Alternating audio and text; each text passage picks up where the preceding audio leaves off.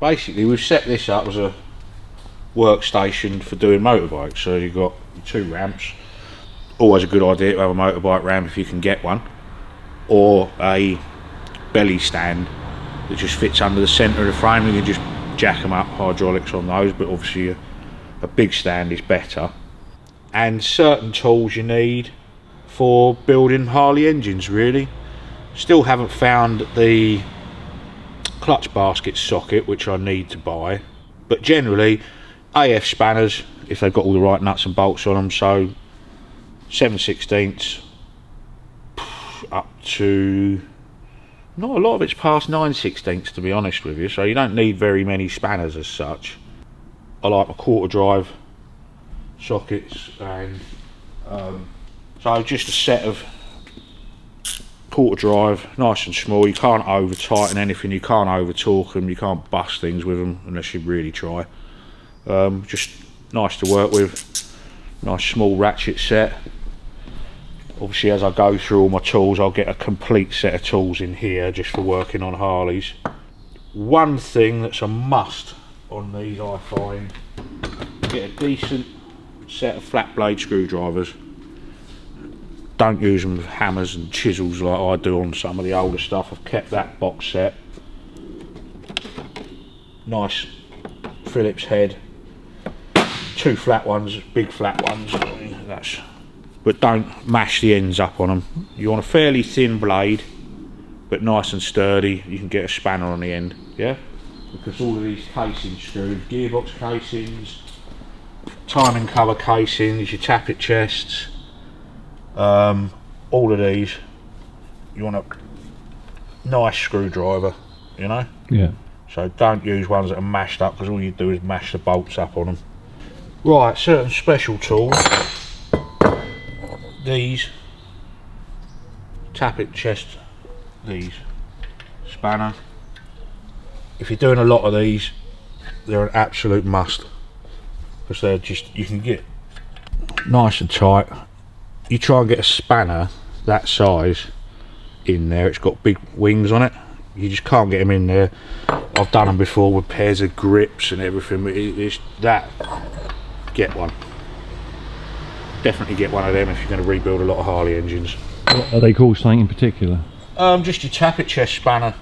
I mean, that's an original Harley part. They're in the book as a part number. You must be able to buy them from somewhere. Okay. The original spanner for doing what they call carb nipples up is very much along those lines. Flat, quite skinny.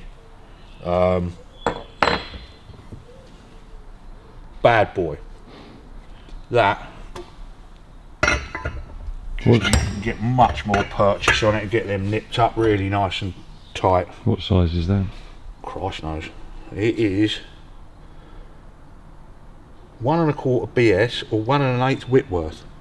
Okay. Probably isn't the exact size, it's slightly, only very slightly, but it's just in a box of old spanners I found.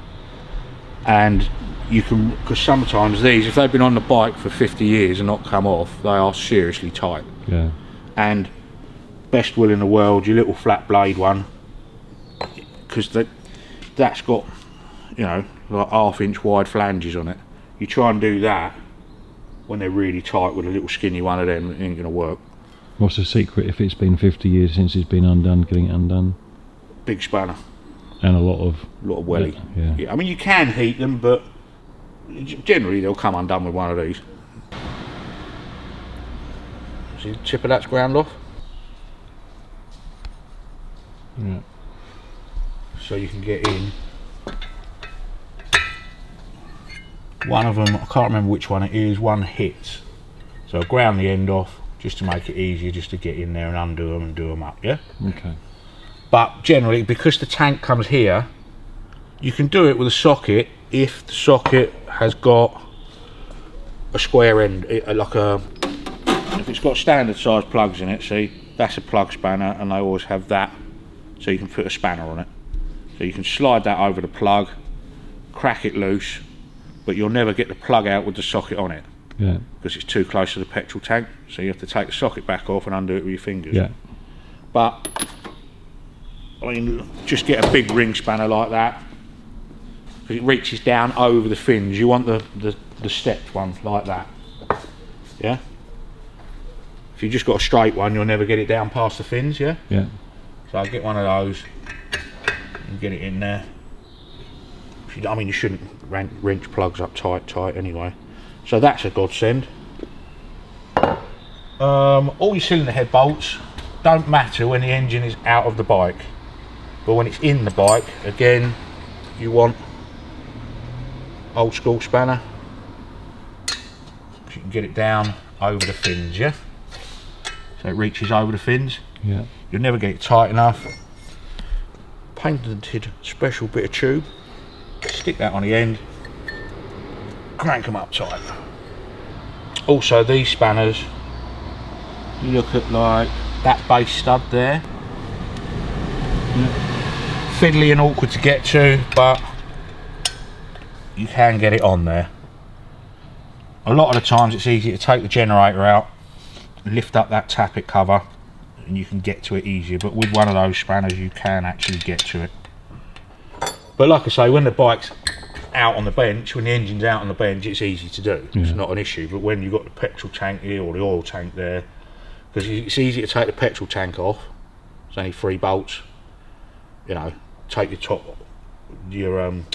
speedo cover off, 3 bolts, gear change and the fuel line, you pull the fuel tank out of the way. But the oil tank is another story, because there's oil everywhere.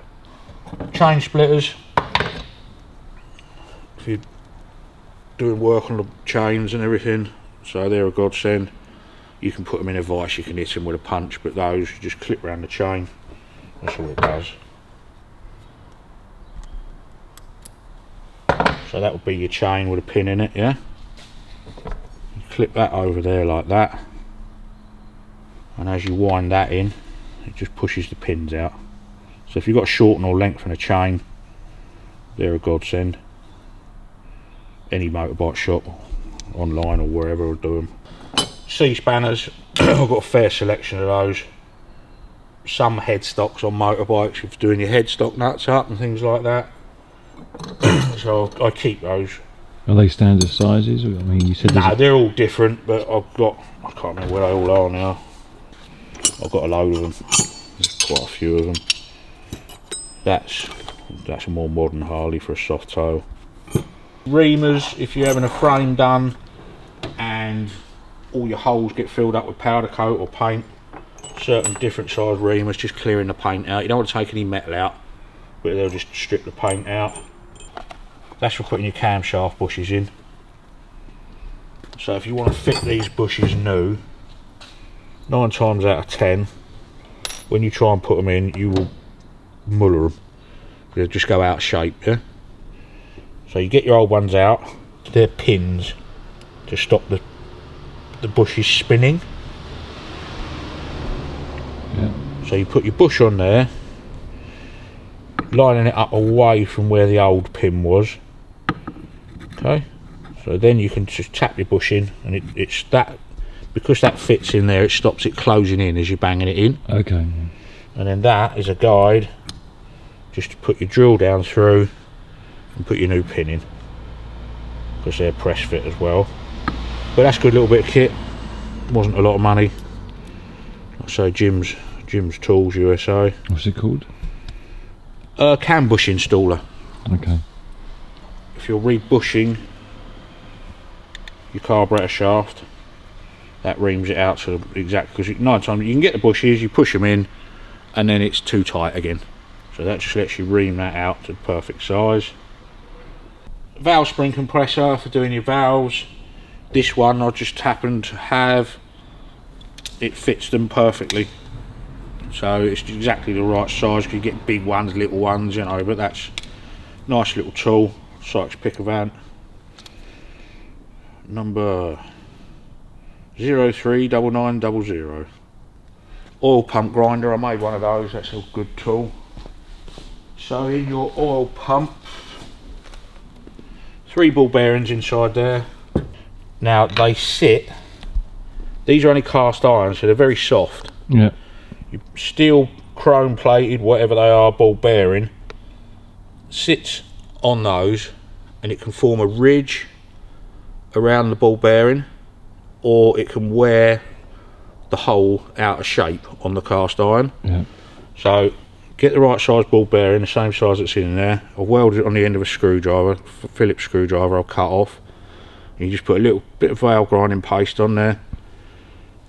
It doesn't take a lot, just a few turns, and it will seat the ball back in. But you can see the line round there where it's polished it, almost perfectly round, symmetrical. Yeah. That's where the valve grind paste. All you do is just a few turns, and it just seats the ball back in, which is why a lot of Harleys wet sump, because the balls have got rust in them, or they're not sitting right, or springs are gone. But just seat that back down, new ball bearings if you can, and then you know your oil pump's sealed up nice. Yeah, that's it. I mean, there's nothing, you know, if you're into doing engines, you will probably have everything you'll need to do it. Yeah. But it's just certain spanners, get all your reamers sorted out. But because we do a lot of them, you know your way around them as such. But So there's no secret tool, no secret sauce you're doing? no, as long as you've got something to measure in thousandths of an inch, your side float. Generally when we rebuild them, they have new pistons and barrels anyway, because they're so worn out. So that's sort of nothing you really have to get into. And if it is going away to be machined, then you just get a oversized piston, give it to the machine shop and say machine that to 1 thou clearance on that, 2 thou clearance. Yeah. Big spanner.